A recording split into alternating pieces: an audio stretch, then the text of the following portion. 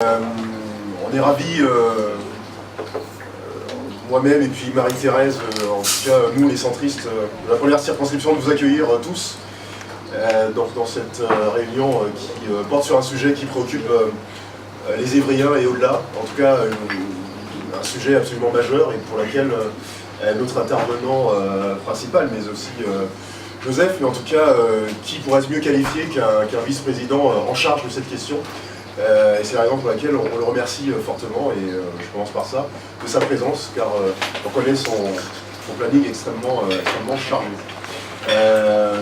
Donc la ligne D du RER, tout le monde a forcément un avis là-dessus, c'est... Et des souvenirs. Et des souvenirs, certains. C'est la première ligne du point de vue de la longueur, 197 km, c'est 550 000 voyageurs environ. Une ligne gérée par le STIF naturellement, avec des irrégularités ou en tout cas des retards qu'on est obligé de qualifier de fréquents, et une ligne donc, qui pose question et en tout cas qui suscite bon nombre de polémiques. Je ne vais pas parler très longtemps, simplement avant de passer la parole à Stéphane puis à Joseph et puis introduire l'échange, remercier donc notamment Tariq qui représente qui est le président du MODEM départemental, et puis donc l'UDI étant représenté, on va dire, par la photographe.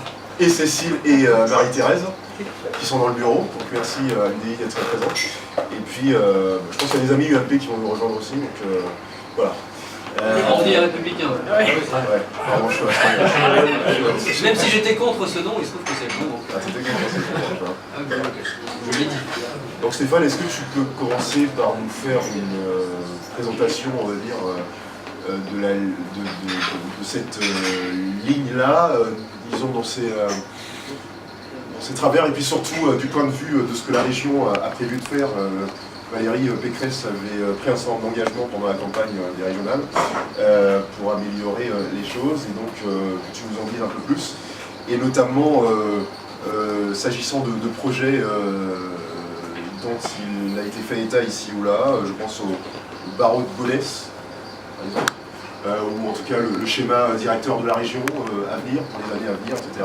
Et puis il y a des personnes qui dans la salle ont à ce propos des choses à dire, et donc l'échange pourra se faire à ce moment-là. C'est à toi.